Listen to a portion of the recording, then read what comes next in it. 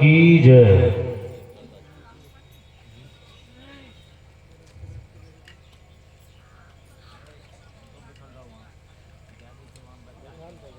अभी हम लोग पाठ के क्रम में सुन रहे थे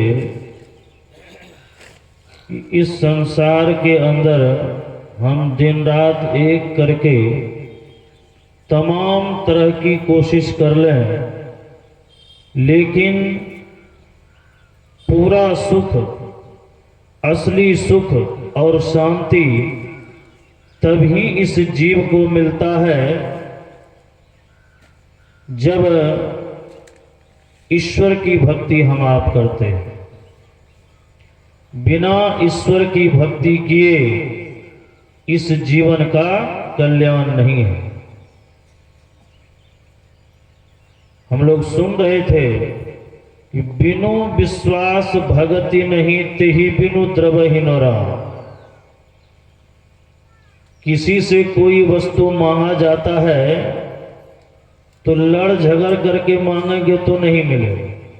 साधारण से साधारण चीज की जब हमें आवश्यकता पड़ती है, यदि हमारे पास वह सामान नहीं है तो जब किसी से मांगते हैं तो प्रेम से मांगते, निवेदन करते, तब वह प्रेम से हम आपको दे देता है।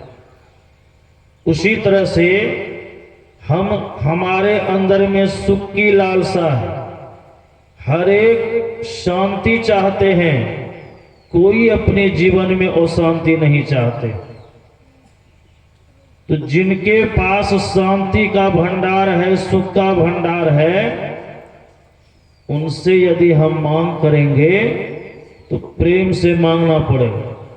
और केवल प्रेम ही नहीं, प्रेम के साथ विश्वास होना भी जरूरी है, क्योंकि भगवान प्रेम के ही भूखे होते हैं।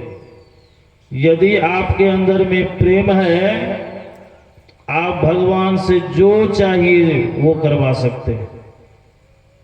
एक भक्त कवि ने बड़ा ही सुंदर लिखा, प्रेम के वशीभूत होकर के भगवान ने क्या किया है। निर्मल मन होते रघुनायक, शबरी के घर आए, सूर श्याम की बाह पकड़ते, साग विदुर घर खाए।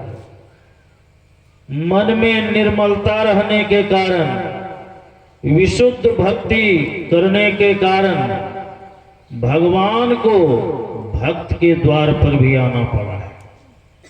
ये पावर, ये शक्ति भक्ति में होती है। और जो सचमुच भगवान के भक्त बन जाते हैं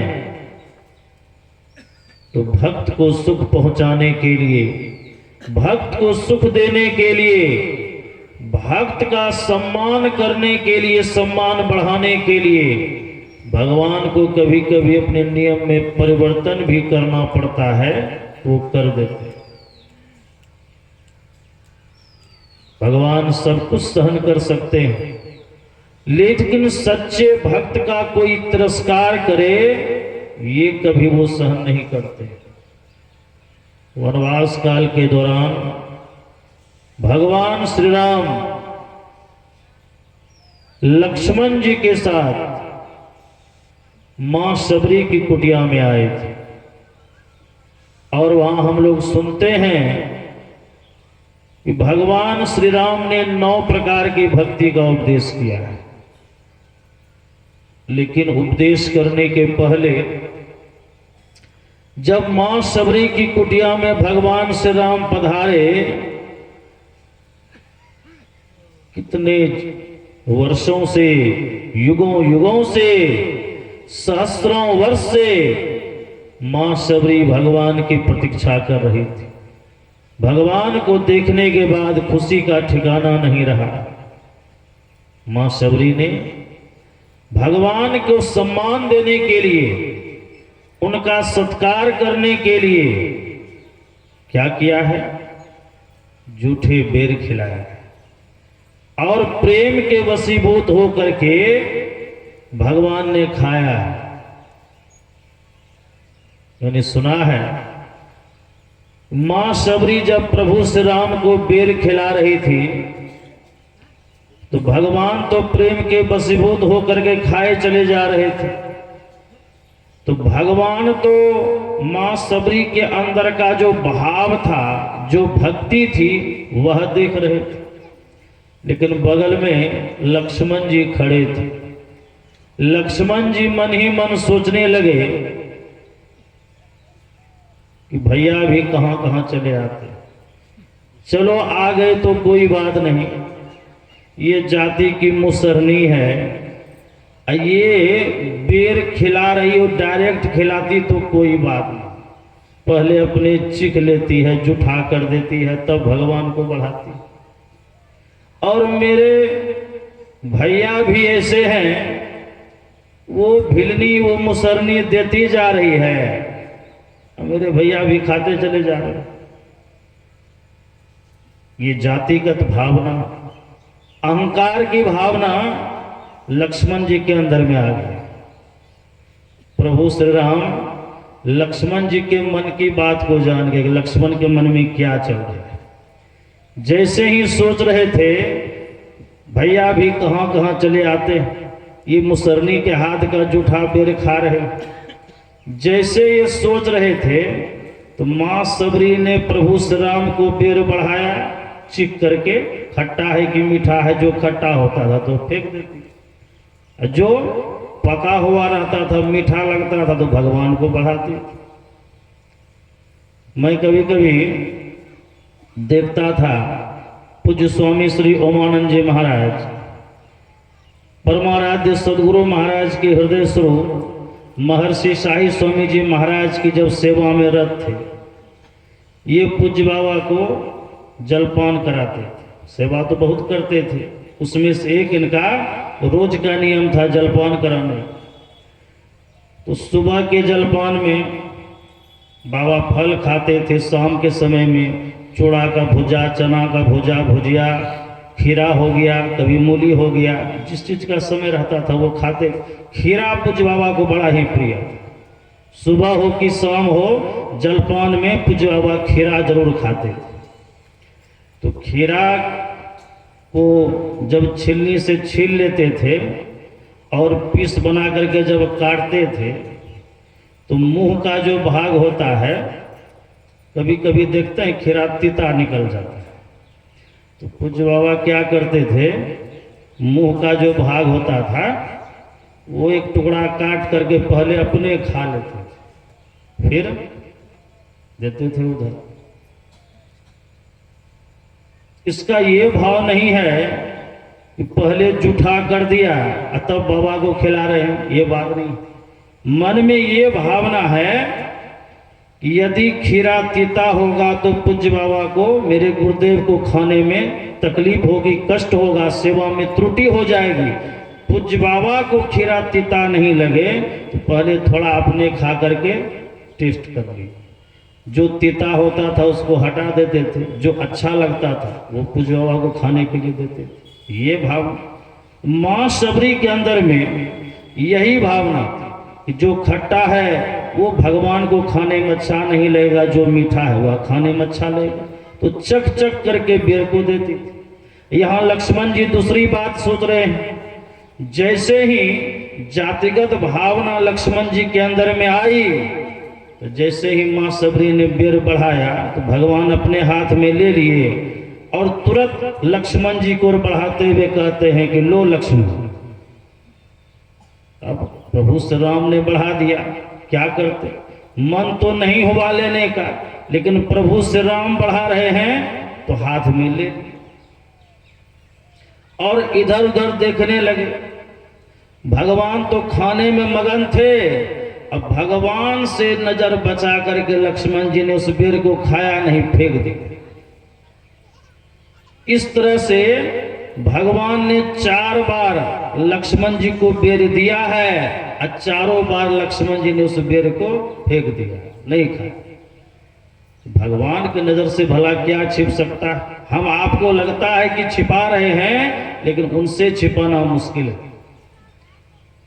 भगवान समझ गए मेरे भक्त का लक्ष्मण ने अनादर किया है, अपकार किया है, उस समय तो कुछ नहीं बोले, लेकिन कुछ आगे समय चल करके जब राम रावण का युद्ध हो रहा था, एक दिन रावण का पुत्र मेघनाद लक्ष्मण जी से युद्ध करने के लिए आया। दोनों में युद्ध चल रहा और देखते ही देखते मेघनाद ने लक्ष्मण जी पर शक्तिबाण चला दिया। शक्तिबाण लगते ही लक्ष्मण जी मूर्छित होकर के गिर पड़े।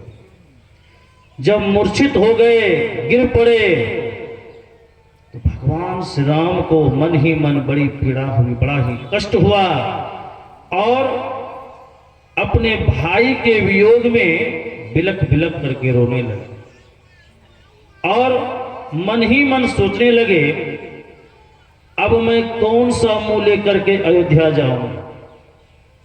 लोग क्या कहेंगे? मेरे सगे संबंधी क्या कहेंगे? मेरे प्रजाजन क्या कहेंगे? कि देखो देखो, एक नारी को पाने के लिए अपने प्रिय भाई को गवा के आया। ये कलम मेरे जीवन में लग गया। यही बात सोच सोचकर प्रभु श्री राम फूट फूट करके रोने लगे। सारे भक्तगण समझाते समझाते समझाते जब सुखैन वैद्य के द्वारा ये बात मालूम हुआ कि लक्ष्मण का प्राण बचाया जा सकता है, लेकिन धवलागिरी पर्वत पर से जड़ी लाना पड़ेगा। वह जड़ी का अनुपान यदि लक्ष्मण जी को सूर्योदय के पहले तक करवा दिया जाएगा, तब तो लक्ष्मण जी बचेंगे, नहीं तो बचना मुश्किल है। समय बहुत कम, काम बहुत लंबा। कौन ये काम को करता? किसी की हिम्मत नहीं हो रही। भगवान की प्रेरणा से हनुमान जी गए, भगवान का आदेश हुआ, हनुमान जी गए और जड़ी तो नहीं लाए, धवलागिरी पर्वत ही लेकर के चले आए। जब धवलागिरी पर्वत लेकर के आए तो सुखैन वैद्य ने उस धवलागिरी पर्वत से 4 प्रकार की जड़ी को निकाला है। बहुत लोग जानते हैं कि लक्ष्मण जी को शक्तिबाण लगा तो संजीवनी बटी पिला दिया गया, लक्ष्मण जी को होश आ गया, चेतना आ गई। संजीवनी बटी तो पिलाया ही गया था, लेकिन और भी जड़ी था, तब जाकर लक्ष्मण जी को होश आया। 4 प्रकार की जड़ी को निकाला। पहली जड़ी का नाम था अस्थि संचारणी, दूसरी जड़ी का नाम था विशल्य करनी, तीसरी जड़ी का नाम था स्वर्ण करनी और चौथा जड़ी जो था उसका नाम था मृत संजीवनी बटी। अस्थि संचारणी जड़ी का रस जैसे ही लक्ष्मण जी के मुंह में दिया गया, जितने बाण युद्ध के क्रम में लक्ष्मण जी के शरीर में प्रवेश कर गया था, जो बाण फंसा हुआ था एक एक करके वह बाण निकल गया। बाण तो निकला, लेकिन विष का प्रभाव अब भी शरीर में था। दूसरी जड़ी का नाम था विशल्य करनी। विशल्य करनी जड़ी का रस जब डाला गया तो बाण के लगने से शरीर में विष का प्रभाव जो फैला हुआ था, वो विष का प्रभाव समाप्त हो गया। और तब सुखैन वैद्य ने तीसरी जड़ी, जिसका नाम था स्वर्ण करनी, उस जड़ी को जब पिलाया गया, तब लक्ष्मण जी का शरीर स्वर्ण यानी सोने के समान चमकने लगा। और अंत में मृत संजीवनी जड़ी का जब पान कराया गया, लक्ष्मण जी के अंदर चेतना आ गई, वो उठ करके बैठ गए। तो प्रभु श्री राम की खुशी का ठिकाना नहीं रहा। सज्जनों, ये चारों जड़ी कोई और नहीं, जिस भक्त यानी माता शबरी के जूठे बेर का लक्ष्मण ने अपमान किया था, भगवान की नजर से बचा के तो उस समय फेंक दिया, लेकिन कालांतर में आगे चल करके वही चारों जड़ी, वही बेर ने चारों जड़ी का रूप धारण किया है और समय आने पर लक्ष्मण की जीवन रक्षा हुई है, प्राण बचा है। सज्जनों, भगवान सब कुछ सह सकते हैं, लेकिन कोई भक्त का अपमान करे ये भगवान कभी सहन नहीं कर पाते हैं। लेकिन भक्त बनिएगा तब, मन 6-5 करेगा, मन थोड़ा इधर थोड़ा उधर रहेगा, तब भक्ति नहीं होती है। मन की के अंदर जब तक एक ओरता नहीं आएगी तब तक भगवान प्रसन्न होने वाले नहीं हैं, प्रभु हमारी प्रार्थना को सुनने वाले नहीं हैं। और जब तक प्रार्थना नहीं सुनेंगे तो भक्ति में सफलता नहीं मिलेगी। जब तक भक्ति में सफलता नहीं मिलेगी हमारे जीवन में सुख शांति आने वाला नहीं है। इसलिए विश्वास के साथ ईश्वर की भक्ति कीजिए, तब जीवन का कल्याण होगा। बोलिए श्री सद्गुरु महाराज की जय। श्री सद्गुरु महाराज की जय। आइए दिव्य सज्जनों,